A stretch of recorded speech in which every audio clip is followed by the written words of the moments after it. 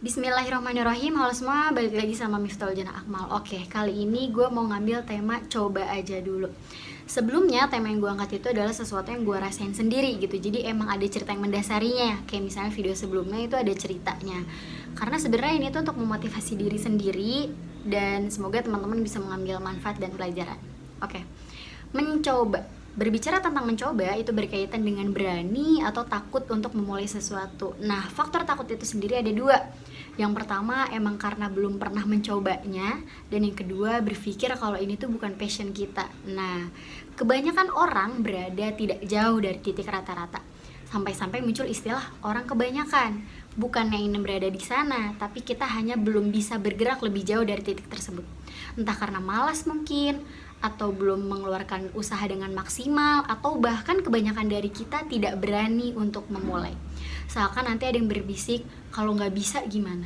Kalau jelek gimana? Kalau kayak gini, ntar pasti mereka kayak gitu, dan lain-lain yang akan membebani pikiran kita. Nah, lama-kelamaan pikiran itu akan semakin liar yang melibatkan sesuatu yang seharusnya tidak ada hubungannya. Di sini gue mau menyelipkan sedikit cerita standar yang relevan sama tema ini. Jadi di kampus gue disuruh membuat sebuah artikel jurnal kalau mau lulus salah satu mata kuliah. Mungkin ini biasa banget buat temen-temen, tapi enggak buat gue. Pertama, gue belum pernah bikin gituan. Kedua, bener-bener mikir ini tuh bukan passion gue gitu. Terus apa yang terjadi? Banyak banget kendala yang dihadapi. Pasti revisi berkali-kali, jam tidur berkurang, marah-marah gak jelas karena kesal, makan mut-mutan, dan masih banyak lagi. Tapi setelah mencoba dan akhirnya melewatinya, alhamdulillah banyak sekali pelajaran yang didapat. Nah, mencoba bisa dianalogikan seperti pintu yang terkunci. Kita nggak pernah tahu apa yang ada di dalam ruangan itu kalau kita aja nggak pernah membukanya. Nah, sesuatu yang kita butuhkan untuk membukanya itu adalah kunci. Nah, kunci itu adalah kemauan. Siapa tahu di dalam ada barang berharga yang selalu kita lewatkan tanpa pernah membukanya, sangat disayangkan. Tentu mencoba tidak semudah membalik telapak tangan. Tapi ingat aja ada surat Al-Fatihah. Al-Fatihah artinya pembuka. Kenapa ada pembuka? Karena akan ada surat-surat setelahnya. Begitupun juga dengan kita mencoba, akan lahir langkah-langkah hebat selanjutnya. Contohnya takut masuk sebuah organisasi, takut mencoba suatu kegiatan, takut memulai suatu karya, takut memulai suatu usaha, atau bahkan takut mencoba tes suatu univ. Lalu apa yang harus dilakukan? Pertama nih, telan semua kekhawatiran. Sebenarnya kekhawatiran itu tidak akan mencegah sesuatu yang buruk terjadi sih. Ia hanya akan mencegah untuk menikmati sesuatu yang baik. Nah, ibaratkan saja kekhawatiran itu seperti makan biskuit. Kita akan terus merasakannya karena biskuit tersebut berada di lidah kita dalam waktu yang lama. Agar rasa itu hilang, kita haruslah melenyapkannya seperti dikunyah lalu ditelan. Tenang saja, kita tidak akan mati tersedak karena menelan kekhawatiran kok. Yang kedua, bertanya pada diri sendiri, jika hal ini tidak kucoba, akankah waktuku kugunakan untuk sesuatu yang lebih bermakna? Mengutip kata-kata dari video On the Shortness of Life, bukannya kita tidak punya waktu, tapi kita terlalu banyak melewatkannya. Hidup tidaklah singkat, tapi kita yang membuatnya terasa singkat. Kita juga bukannya tidak tercukupi, tapi kita memanfaatkan yang kita punya dengan sia-sia. Pastikan kita tidak membuang kesempatan emas demi sesuatu yang tidak bermakna gitu. Ya mungkin memang akan ada kesempatan kedua, tapi akan sangat lebih baik jika kesempatan kedua itu kita gunakan untuk membenahi kesalahan dan menerapkan pelajaran yang kita dapatkan di kesempatan pertama.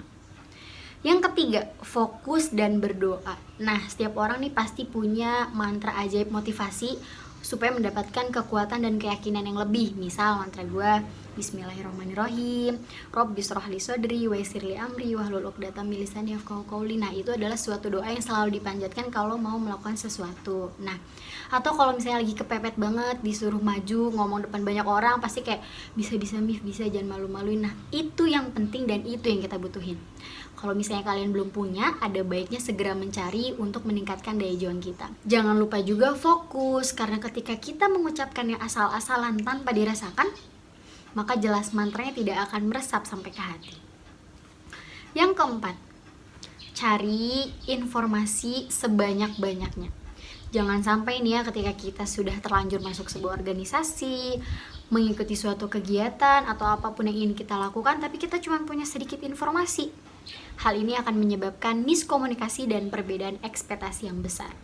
Awalnya mungkin kita mengira kegiatan X itu hanya tentang mengambil gambar, tapi juga tentang membuat film pendek, membuat animasi, dan lain sebagainya.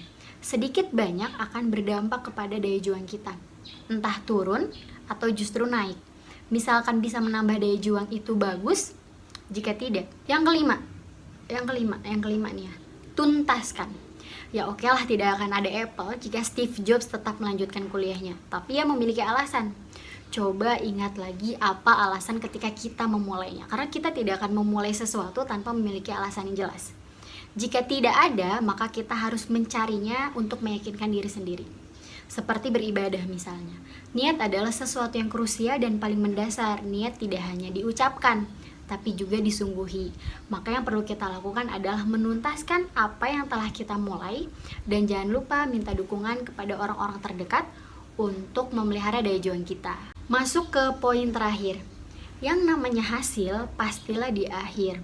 Kita akan kaget dengan apa yang telah kita lakukan, yang awalnya gak percaya bisa melewatinya, tapi kenyataan berbicara sebaliknya. Mungkin memang banyak sekali kendala, tapi itu yang membuat diri merasa bangga. Tentu bukan hanya rasa bangga, tapi bertambahnya skill baru, berkembangnya skill yang telah ada, lebih menghargai waktu, belajar bersikap dalam menghadapi masalah, lebih punya banyak teman, dan lain sebagainya. Betapa banyak pintu yang terbuka ketika kita berhasil mencoba dan melewati satu pintu. Nah, dengan begitu rasa percaya diri akan melebihi rasa takut. Lalu pertanyaannya, bagaimana kalau tidak berhasil? Ingat, semua tidak akan ada yang sia-sia. Kegagalan adalah keberhasilan yang tertunda. Biarkan waktu yang bicara ketika kita tetap berusaha. Yang penting coba aja dulu. Rasa takut ataupun berani semuanya berawal dari diri kita. Tidak perlu sampai memutus urat rasa takut, tapi cukup gunakan pada saat yang tepat. Tetap semangat teman-teman semua, jangan pernah sia-siakan kesempatan, terus berdoa semoga apa yang dicapai tercapai. Amin amin ya rabbal alamin. Sekian, terima kasih, semoga bermanfaat dan boleh di-share juga kalau misalnya menemukan manfaat dari video ini. Terima kasih. Assalamualaikum warahmatullahi wabarakatuh.